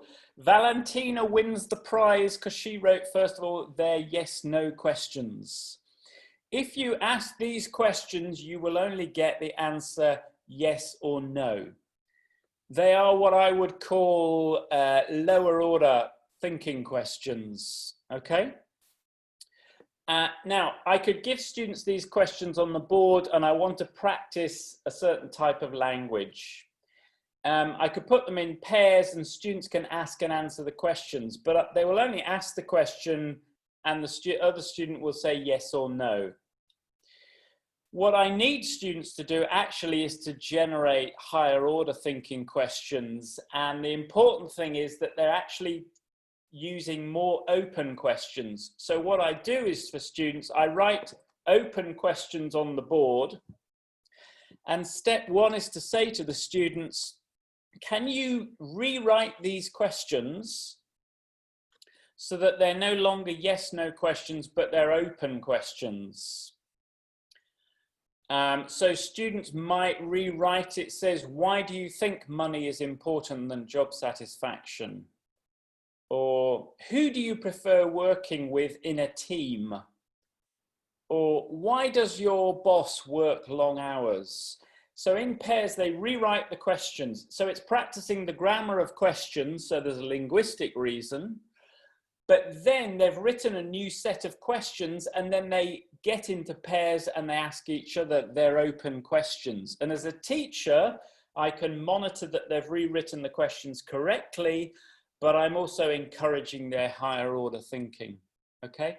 Now that's an example of how a teacher has the ability to encourage more higher order thinking in the classroom, more critical thinking, through getting students to generate the questions and not the questions always coming from the teacher. You can do this kind of activity in Zoom. We've talked about breakout rooms and using breakout rooms. I'll give you another example of work I've done with Zoom. Recently, I was working with students online, and I had some students who were going to go for job interviews. So they're students who've come to live in Oxford, but they're trying to get jobs. And so what I did in Zoom, rather than me give them questions and then role play a job interview, I said to the students, okay, let's brainstorm questions you might get at a job interview. And my students made suggestions and I wrote them in the chat box. So you can see them at the top. We've got, tell me about your background. What's been your biggest challenge? How well do you work in teams? I wrote them because I corrected the questions as they went along. So if they gave me a question and they made a mistake, I kind of helped them and I rewrote the questions. So in the chat box, we ended up with a list of questions. And then I put them in pairs. They had the questions and they went off to the breakout rooms and they interviewed each other. And then they came back and they gave me suggestions of the answers they'd come up with. And you can see in the lower part of the chat box, I spent some time correcting their pronunciation. So they had difficulty with words like quality. In fact, one of the students was from China. She said the word quality. I thought she was saying the word quarantine, and I thought she was referring to coronavirus. She wanted to say the word quality, but it was a word stress problem, and that qu sound in quality was really difficult for her. And also words like management, analysis, clinical, there were word stress. So in the chat box, I typed in the words and I capitalized the correct word stress. And then at the end of the lesson, I recorded the lesson and I recorded myself saying the words and sent them the recording of the Zoom lesson so they could listen to my pronunciation and listen and repeat. I have to say, I think Zoom is fantastic for pronunciation teaching. It's my new go-to thing for pronunciation teaching because I use the record function and I use the chat box. I'm just showing you this as an example of how in Zoom we can still develop that higher order thinking for asking questions, and we can elicit questions from the students which then they use in the breakout room. So in this case, it was the context of a job interview, but it could be all sorts of other contexts where I want to get students doing role plays, but I get them to generate the questions first. But that's crucial for critical thinking to develop that skill. Okay. Sub-skill number 4, identifying perspective. One of the things I noticed particularly about younger students at undergraduate level is that they don't recognize that other people have different perspectives and they don't try to recognize other perspective. But in the world of business, we need students to identify other types of perspective. One way you can do that is to use visuals. Let me do a little experiment with you, okay? I'm showing you a picture of a type of holiday. In the chat box, can you write a word or phrase that describes this type of holiday, that indicates whether you would like to go on this type of holiday or whether it's the type of holiday you dislike? But write a word that gives me your perspective on this type of holiday. So crowded beach. What else? It's a beach, not my cup of tea. Very nice. So crowded, open air.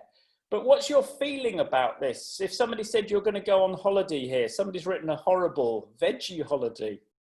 Veggie holiday? Too crowded, relaxed, packed, petrifying, annoying, too hot, too many people, coronavirus. Yeah, there's no social distancing on that beach. The last place I'd like to be. Suffocating, what a great word. Yeah. Any more perspectives on that particular type of holiday? Okay, if I showed this picture to some of my younger students, my millennials, I think I probably would have got more positive adjectives. They would say fun, exciting, that kind of thing. So it's all about perspective. We can look at that beach in different ways. Now, one way to raise students' awareness of perspective is this task, where I put my students into groups. So I put them into groups of 3 or 4, and I say, one group you own a hotel, one group you manufacture sun cream, one group you're environmentalists, you're concerned about the climate and the environment. One group, you recruit people for seasonal work, like beach cleaners and people to put up the chairs and look after the tourists. Then if I was doing this on Zoom, I would put these groups into breakout rooms and I would ask them to write a slogan to go with the picture. So maybe it's an online advert they're going to produce and it's going to have a catchy slogan to advertise either the hotel, sun cream, looking after the environment, and that all these people on the beach is a bad thing for the environment, or that you're a recruitment company recruiting, and they write their slogan.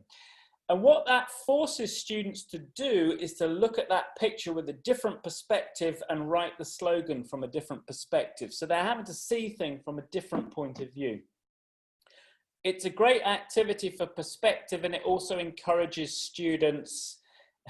We deserve it at last, yes. It's a great way of getting students to look at things differently and see things from a different point of view, which is a key business skill. Picture, just as a side issue, and one of you earlier asked me for more examples of higher order questions. This is a set of questions. It comes from my book called ETpedia, and it's all lots of different types of questions that I use with pictures, and I collected questions and tasks to go with images, and I found that these questions work with virtually any type of image. And notice how I've categorized them. So in one, we've got descriptive questions. What can you see? What does the picture show? What's happening? Those are lower order thinking questions. But if I want to introduce some higher order thinking questions, I could look at, for example, number 10, reusing the image. And I give students a task like, imagine this picture is from a film poster. I'll be mentioning the books again at the end. They're just responding to the question in the comment box. So the later questions for predicting, speculating, reusing the image, personalization in number 6, they're encouraging higher order thinking. And you can use these with any type of pictures if they're kind of generative pictures. So when I share my slides with you, I'll send you a copy of that list, and you can try out some of those questions in your own classes when you're using images. One other link I'd like to share with you is video, of course, is really important, linked with this idea of images. And we can also use videos to encourage higher order thinking and asking students questions about video. With Business Result, I was involved with video production. And some of these videos are free to use online. And I'm just showing you screenshots from a video we did on cross-cultural awareness. The link to it is on YouTube at the bottom, but if you Google Business Result cultural video, you'll probably find it. And I think I've got a link on my website. But we interviewed somebody about cross-cultural differences, and they talked about different perspectives of different cultures. And then we added animation to the video. And it was a great way to encourage some higher order thinking. So in the screenshot you can see here, the cross-cultural trainer was talking about the hamburger approach to giving feedback and appraisal in business. And he was saying that in American business culture, there's a culture that we say very positive things to the other person, and that's the bun at the top.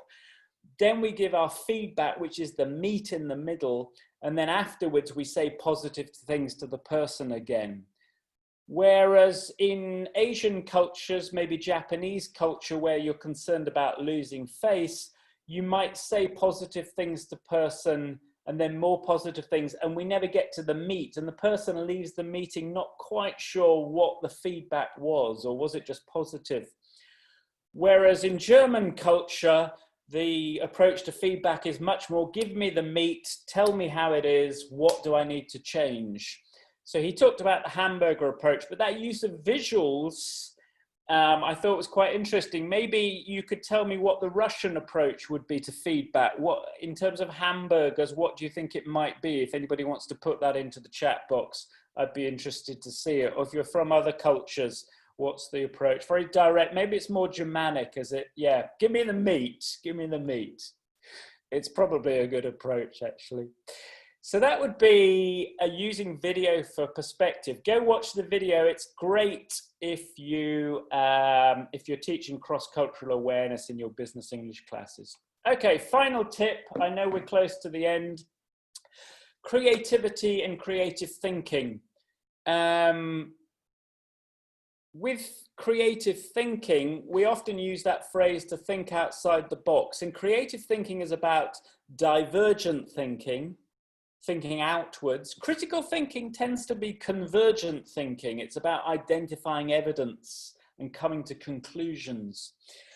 Actually, I think the two things are kind of related, but I think it's useful when you're developing students' higher order thinking skills to often include in your class divergent thinking activities. And you can often do this at the beginning with the brainstorming phrase. I know that Ron Morane's a popular advocate of mind mapping, which I would say is a form of divergent thinking, but also involves convergent. So it's a good way of combining critical and creative thinking. But an example of divergent thinking would be the very famous paperclip test, where I say to students, let's test your divergent thinking, your problem solving skills. In groups, you've got 2 minutes. How many ways can you use a paperclip, but not as a paperclip? Just type in the chat box any ideas you have. So if you're using a paperclip, you can't use it as a paperclip. What other ways can you use it? You could use it as an earring. Thank you, Rita. A hairpin. Any other suggestions? A key ring and so on. There's lots of ways you could use it. But it's kind of encouraging our divergent thinking, our creative thinking. But with critical thinking, we ask the question, yes, but what if and why? So there's a slight tension here between the divergent thinking and the convergent thinking, but the two are related. Let me give you another example of an activity you might give your students to encourage problem solving. I want you to imagine that you work for a company. It's a very traditional family company which produces this alarm clock. Your grandfather set up the company 60 years ago and produced one clock. This is it, the one on the screen. The problem is your company hasn't grown with modern technology. So you're going to have a brainstorming meeting to come up with new types of clocks, okay? So in your groups of 4, you brainstorm all the different types of clocks and variations you could add to this clock to make it more like a 21st century clock. But there's a rule, because in business meetings, there are people who are very positive, who always say yes and there are people who always say yes but. So there are people who are very creative. They'll say yes to the other person's opinion and suggest another idea. And there are some people who say yes, but, and they'll find a problem with it. And what we want to encourage with creative thinking is more yes and people and have fewer yes but people. So if I were to say in the chat box, can you make some suggestions for new types of clocks? If I said, I think we should have a clock that's in different colors, you would then type in the chat box, yes, and it is bigger, for example. So just try sharing that in the chat box.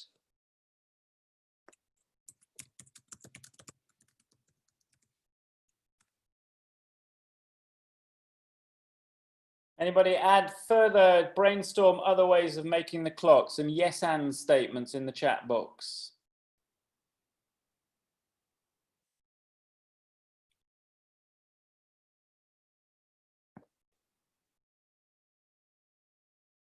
Yes, and it's lighter color. Yes, it's pocket size, portable, should have GPS. It needs to be louder, come in different shapes, could have various alarm.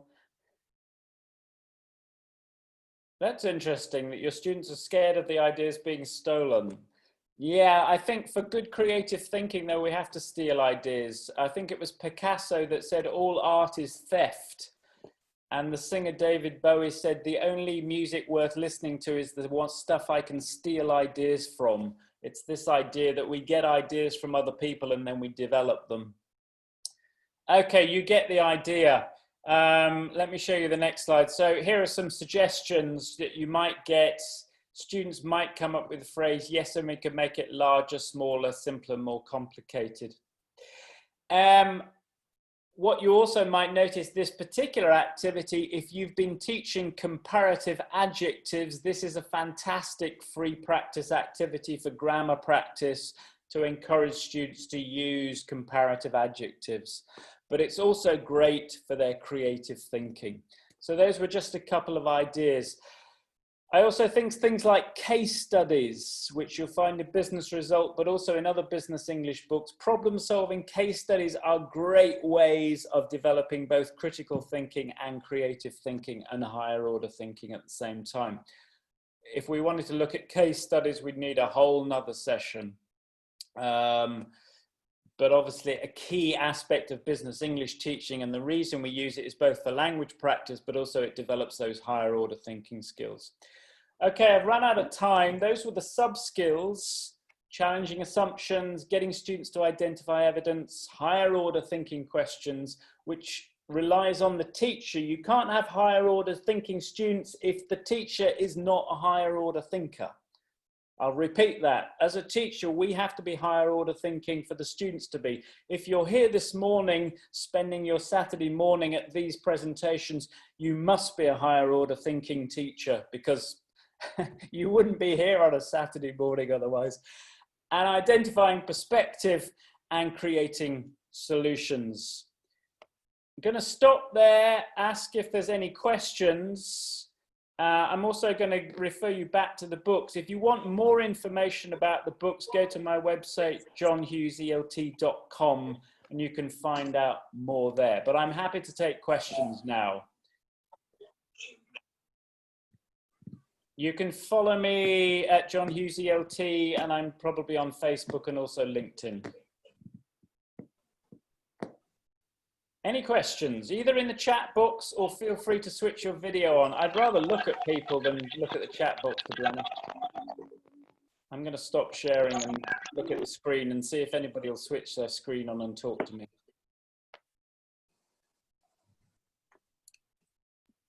So there is one question. What was the name of the book about business ideas?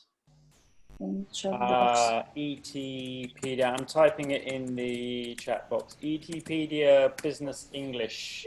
If you just Google that, or you can find it available from the publisher Pavilion ELT. You'll also find it on my website. John, can I ask you a question? Yes, go ahead. So, do you believe there is a particular level you start developing these critical thinking skills? Is it just A2 or higher? I think what we classically call critical thinking, typically we see it happening at A2+, B1+, because that's where students really start to identify evidence. And also we start to give students authentic text. However, I think we introduce a culture of critical thinking even at beginner level, because going back to the point I made about encouraging students to ask questions, if we create a classroom culture where students feel that they can ask questions, then we're encouraging critical thinking even at that beginner level. So as soon as I start teaching question forms to students at beginner level, particularly as soon as I've taught the why question and the conjunction because, I have the opportunity there to start encouraging even my low-level students to start thinking critically. And the other thing I'd add is with business English, we're teaching very clever people a lot of the time. I mean, we teach directors, very smart people. And just because they have elementary level English, the danger is we also treat them as having elementary intelligence. And I think, and you see this in materials that get written, we have to write and give our students at elementary level materials that challenge their intellect and treat them like intelligent adults, because they are. And that's much more motivating. So somehow we have to find ways to get those higher order thinking skills as early as possible.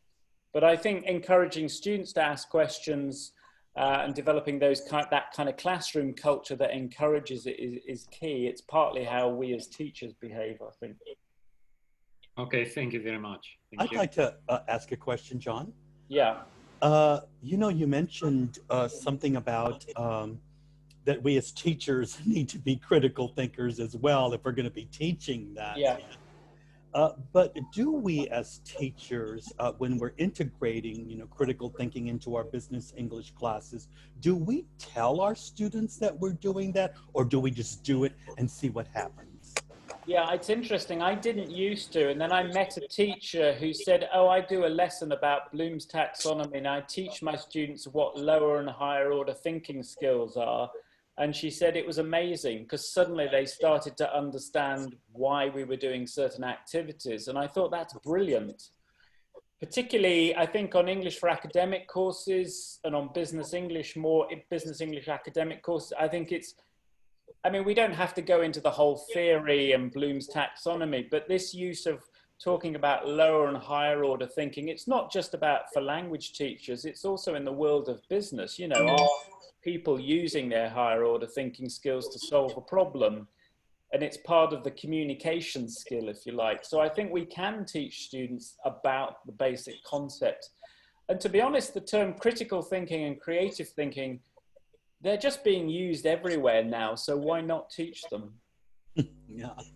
Yeah. Thanks. There's a question in the chat box. Can we use these ideas to develop students' research skills? Natalia, thank you for the question.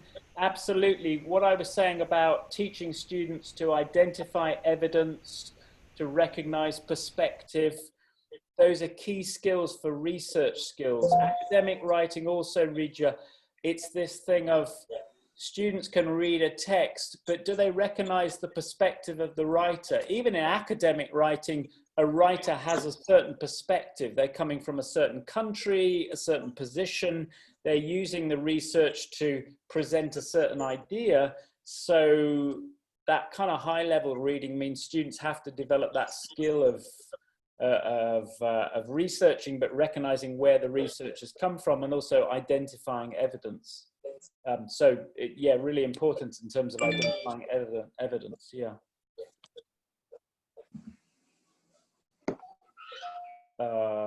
There was another question actually, which wasn't about critical thinking, but it kind of is a critical thinking from Gleb to everyone. What is the secret of getting a teaching contract to teach a company which chooses between several English schools to teach them?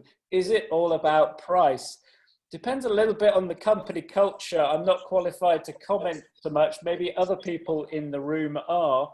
My experience, I used to run a business English department in Florence in Italy.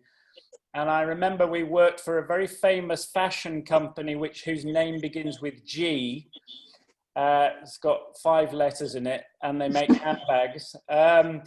And they were using business English teachers, and they were doing it based on price. They had a whole load of teachers in there, and they were paying them low wages, and the teachers were just going through the book. And eventually, I managed to get into the office of the human resource director. And she said to me, but John, I don't understand why we're not getting good results and we're not getting value for our money. And I said, let me run the courses for a year. And we charged a lot more money, but we offered quality. And sometimes it's not worth competing with a company that only deals with price, because eventually they'll learn that actually just paying for people who can speak English but have no teaching qualifications just won't give them the results. And anyway, if they do you really want to work for a company like that? I don't know, it's probably more hassle than it's worth. So if you're highly qualified, you've been teaching business English a long time, charge what you're worth. And sometimes when you negotiate contracts, you just have to say no and walk away. And eventually they'll come back to you. That would be my view. People may could disagree, I don't know. I totally agree. Okay. Although I like Regia's comment, people want Swiss products at Chinese prices. That's great. Yeah, thank you. Great ideas. I didn't say Gucci, Elena. I didn't say Gucci, but I thought it was kind of ironic as well that they were being tight with money. Any other questions? Okay. Or do we need to stop and people need to go off and enjoy their weekend? It depends on what people want. So I can't see any more questions in the chat box. I'm happy to keep talking or I'm happy to stop. You decide. Well, John, I think we have to move you now to picking a number so that we can find a winner for wow, okay. Little contest. Yeah, absolutely. Yeah, so let me see how many people we have left. So 76, right? Participants, 76. Yeah, before John picks up the number, we need to provide some sort of applause, yeah? Yes. Yeah, so. Sure. Yes, let's give our applause to John. Switch on your cameras. Be nice to see people. I'd like to know what people do.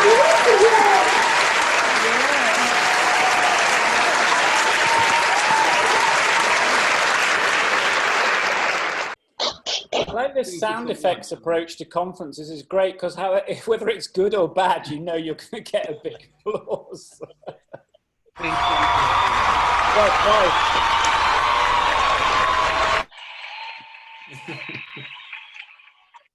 Okay, so you need a number, yeah? From 1 to 75. From 1 to 75. Okay, number 7. Number 7. Let me see. Well, on my screen, that's you, John. No, but we subtracted the participants. You need a different number. No, it's fine, I guess. Right? No, it's fine. It's Елена Grozina. Елена Grozina. Yay. Congratulations. So what do we want you to do, Evgeny? Okay, Елена, could you just type in your email address in the private message to me? Okay. Yeah, sure. Okay, thank you. Thank you so much. Right. Okay, so Evgeny, would you like to say a few words, or Ron? Yeah, but it's not the end of the webinar today because we've got some important information before we finish. And it's about our next event, which is going to be the 30th of August. I'll share the screen. Just a second. And before we get there, I just wanted to thank everyone for giving your Saturday up for BESIG Russia, and want to welcome you to our last part of the series, part 3 of Global Experts in Business English Meet BESIG Russia. We had a great turnout today, and so Evgeny, take us to what we can be expecting. Yeah. So on the 30th of August, we're giving a nice event, which is called BESIG Conference, BESIG Online Conference. It's going to be a great day for professional development. And on this day, you may have nice experience of listening and participating in the conference with global experts in business English. So I suppose Ron will give some names, yes, big names in teaching business English. Lots of takeaways. So some practical ideas that can be used in your business English teaching as soon as possible. And of course, it's going to be a great networking opportunity. And only for today's participants, Trendy English gives the special condition, special price. You can see it on the screen. So it's only today because the other days it will be higher, right? So what you need to do is just to go to this website, trendyenglish.ru.besic, and at the bottom of the page, you'll see the registration form. So you can register for the conference today and get this special prize. So Ron, will you give some names? As I know, there are some big names, right? Well, I don't want to refer to them as big names, but we are staying with that we are inviting global business English experts to our day-long webinar conference, which will be taking place on August 30th, Sunday, August 30th. And I think that it would just not be complete if we couldn't get Marjorie Rosenberg to come in and talk about her experience, her 30 years plus of experience in teaching business English, which Marjorie's going to give us a very practical session on maybe a lot of ideas and activities that we can be using in our business English classroom, whether it be face-to-face and in the new normal online. We've got Katrin Lichtenfeld coming in from Germany. Marjorie's from Austria. We're going to get Katrin Lichtenfeld to come in from Germany and talk about what she's an expert in, and that is international and cross-cultural communication. And she's going to give us a lot of practical ideas that we can use in that idea, but also some theory about what that really is. We're also going to get in Grace Alcini from Mexico, because again, we want to travel and all over the world and bring in experts from many different cultures and countries who speak English as a second language.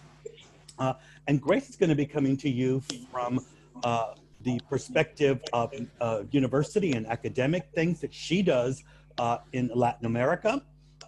And we're going to get in Virginia Lopez Cruz Solia from Argentina, who's going to be very interesting because she's going to give you the perspective of for business owners, for school owners.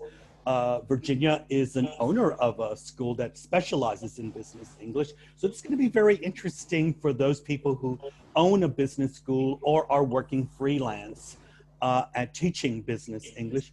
But Virginia is also the head of the business English department at a business university in Buenos Aires. So she's coming to us from Argentina. We do have a few more names that you might be familiar with, like Elena, Evgeny, and me, who will also be presenting. And we have one more surprise name coming for you. So we look forward for you to come and join us on a wonderful day of CPD with great takeaways for you and things that you could be using in your business English teaching practice online or face-to-face. And I'm going to turn that back over to Evgeny or Elena. Okay, I'll just show you the registration page. So the page I mentioned, which is TrendyEnglish.ru/BESIG. If you just scroll it, because there is description of the project and here are the names of the conference, and here is the button you need to click to register. Yeah. Again, remember this price is valid only for today. Tomorrow it will be more expensive. So don't seize the chance to do it today. Okay. And I just wanted to thank everybody for joining us today. It was a great pleasure to see you all, and see you soon at the conference on the 30th of August. And I want to repeat that. Thank you very much, speakers, Randi from Israel, John from the UK, for joining us and helping us out to promote BESIG Russia, business English, and making that connection of world experts, global experts, meeting all the teachers who are interested in teaching business English in Russia. So thank you once again, speakers, and thank you once again, all the people who gave up their Saturdays to come join us. And we look forward to seeing you at the third leg of this series of webinars that we're doing for BESIG Russia. Thank you.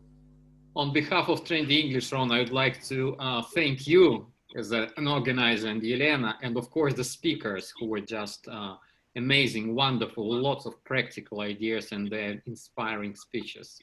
Thank you so much. So, and we are looking forward to meeting you on the 30th of August, which is going to be a big event in BESIG Russia. So, Elena, anything to add? Thank you very much, and we'll see you soon. So, bye. See you. See ya. Bye. Goodbye. Bye. See you.